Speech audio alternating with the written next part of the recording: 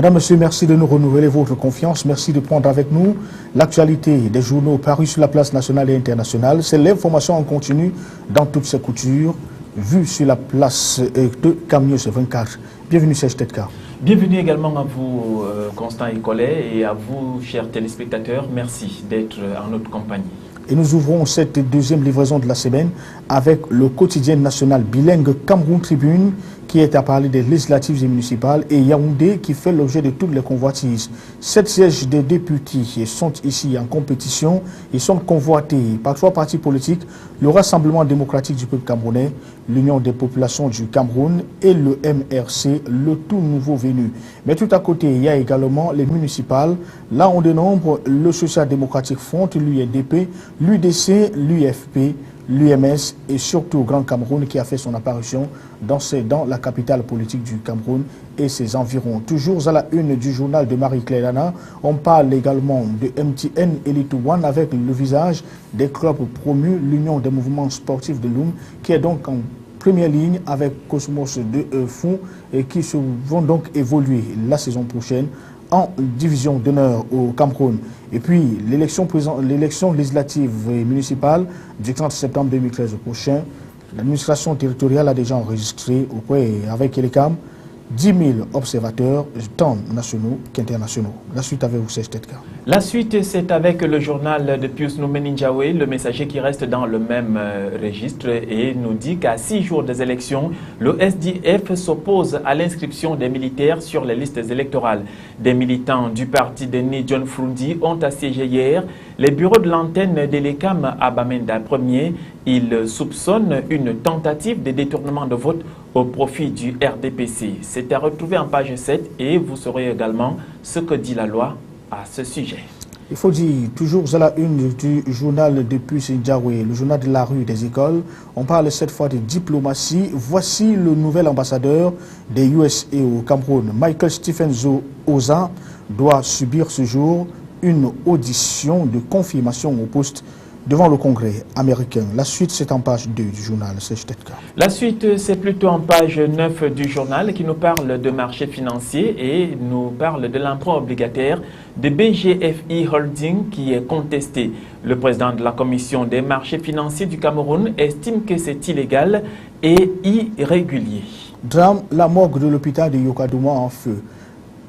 Un court-circuit consécutif à un délestage serait à l'origine du sinistre. Comme quoi, les morts qui ont donc été gardés ont subi la deuxième mort. Et nous voilà partis à la une du journal Mutation Sèche. Oui, le journal Mutation qui nous parle des législatives et nous présente un grand match à l'affiche avec Biya qui affronte Marafa. Le président de la République et son ancien collaborateur s'affrontent à distance pour le contrôle de Garoua. Manœuvre, déclaration et profil des protagonistes, la chronique de Manassé Aboya Ndong. Laurent Serge Etundingwa est à parole ici des personnes en campagne pour le compte du Rassemblement démocratique du peuple camerounais. Eh bien, Laurent Serge Etundingwa affirme pour confirmer que Camto ne fait pas peur au RDPC, le patron de la campagne de ce parti dans le Fondi évalue les chances de ses candidats en lice. Nous restons à Yaoundé et cette fois-ci nous parlons de lutte contre le braconnage avec ces Chinois qui a été interpellé avec 15 kg d'écailles de pangolin de nationalité chinoise. Le suspect a été appréhendé à l'aéroport de Yaoundé-Nsimalen. Nous allons continuer cette revue de presse avec la Fo Basket, le Cameroun qui affronte l'Angola ce jour. Les Lions ont enregistré leur 3e victoire hier. C'était face au Cap-Vert. Page 15 pour plus de précision. D'autres précisions, en fait, c'est à la une de notre journal, c'est le journal Aurore Plus qui nous parle de législative, c'est la grosse actualité 2013, bataille, couac et ambiance d'une campagne électorale épicée. Douala, les autochtones revendiquent les mairies, Garoua, chaud des empoignades entre frères ennemis, déploiement des diverses formations politiques, force et faiblesse de l'option affichage, déboire de la presse. Au port autonome de Douala, c'est les marins marchands qui attendent l'arrivée du président de la République dans la capitale économique du Cameroun. Page 3, marché public, dénonciation sur les malversations financières du programme national de développement participatif et puis la désignation, le Cameroun organise la CAN 2016 déjà. dans les starting blocks. La suite, c'est avec vous, Serge Tetka. La suite, c'est pratiquement le même sujet législatif et municipal avec le Septentrion qui affiche à sa grande une « Paul Biya trompe les nordistes ». Les élections auront lieu dans un contexte complexe et délicat où planera le fantôme du défunt président Amadou Ahidjo après l'adhésion d'Aminatou Ahidjo RDPC, Paul Biya, Thérèse... Paul Biya, donc, libère Haman Adama. Voilà. Il faut dire que le ralliement de la fille de l'ancien président de la République au Rassemblement démocratique du peuple camerounais va plutôt accroître ses capacités à la Ouazadi et Selao, sociopolitiste, maître de recherche et coordonnateur de groupes de recherche sur les dynamiques sociales et politiques de Gredisop. Et puis, c'est une citation, le parti au pouvoir qui bénéficie de ce brouhaha sur la question des choix politiques d'Aminatou Ahidjo et réussit là à distraire le peuple camerounais. Afis Rifli, président du Conseil citoyen camerounais. Fin des citations. Voilà qui nous amène dans la suite du jour de ce journal avec le maillot Baléo et Concha coupé de la région. Il faut dire que le maillot d'Anaï n'est non plus très bien loti puisque les nouvelles inondations font déjà 850 sans-abri. La rupture de 20 mètres de l'âge de la digue de protection le long du fleuve Logone est à l'origine du drame. La situation pourrait s'aggraver si le volume d'eau du fleuve continue de monter. Il y a quelques jours encore, alors qu'ils organisaient une descente sur le terrain, les autorités de la région du Nord et surtout le maître d'ouvrage, le génie militaire, avaient laissé entendre qu'il fallait attendre jusqu'à 10 jours pour que la situation soit tout simplement maîtrisée. Comme quoi, il va encore falloir croiser les doigts du côté de Dougui pour espérer retrouver la vie en toute quiétude.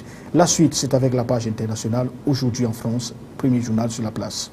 Aujourd'hui en France, atterrit donc à la une de notre revue internationale et nous parle de cette attaque au Kenya avec le destin brisé d'Anne, victime du terrorisme tel que vous pouvez le voir en image. En effet, Anne Deschauffour avait 27 ans et se revêt actrice au mannequin.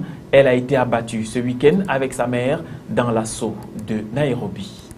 Le journal La Tribune est à parler et du coup, le coup de pompe du livret A, en effet, avec un taux abaissé à 1,25%, le livret A n'a plus la cote. La collecte du livret d'épargne préféré des Français n'a atteint que 50 millions d'euros au mois d'août contre 1,97 milliard d'euros l'année dernière.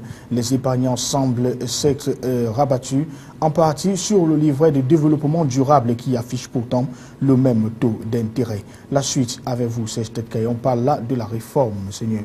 Réformer la formation professionnelle, oui, mais alors top départ des négociations sur la réforme de la formation professionnelle. L'objectif ici étant d'améliorer l'accès et revoir son mode de financement. Oui, bien sûr, vous parliez tout à l'heure d'Angela Merkel et la Tribune revient aussi sur cette dame. Victoire embarrassante pour Angela Merkel. Le parti de la chancelière a gagné le scrutin de dimanche, mais sa coalition a perdu. Angela Merkel doit former une nouvelle alliance, pas si simple. Le chiffre du jour nous amène dans le domaine de la téléphonie mobile avec le iPhone 5S et 5C. Le nouveau record d'Apple. Apple a vendu 9 millions d'exemplaires de ces deux nouveaux iPhone 5C et 5S ce week-end. Du jamais vu pour la firme Pomme. Voilà, et cette fois-ci, nous parlons de quelque chose de moins gai avec le Figaro qui nous amène à Nairobi au Kenya. L'interminable assaut contre les islamistes somaliens. 2 jours après l'irruption d'un commando de Shebab somalien dans le centre commercial Westgate, les forces kenyanes multipliaient les assauts. Lundi soir, les autorités assuraient que le bâtiment était sous leur contrôle. Parlons cette fois des Brittini avec les patrons de la Société nationale des chemins de fer en France et le RFF qui s'explique. Il faut dire que le rapport d'audit de la Société nationale des chemins de fer, publié lundi par le Figaro, concluait que sur l'éclisse qui s'est retrouvée au cœur de l'aiguillage, causant le déraillement du Paris-Limoges le 12 juillet dernier, un boulon manquait et que sur le joint symétrique, 2 boulons étaient mal serrés. Un boulon manquait et un boulon n'avait pas d'écrou tout simplement. Guillaume Petit, le patron de la SNCF, et Jacques Rapoport, j'y arrive, celui du réseau Ferré Défense, et répondait ainsi aux questions en réaffirmant leurs responsabilités et font le choix tout simplement de la transparence. Là, c'est à découvrir dans les colonnes du journal Le Figaro. Le Figaro qui nous parle de sondage impôt Merkel et de quoi s'agit-il? C'est la grande déprime du PS en tout cas. Le record d'impopularité du chef de l'État ajouté au ras-le-bol fiscal et à la nette victoire électorale de la chancelière allemande attise les inquiétudes des élus socialistes.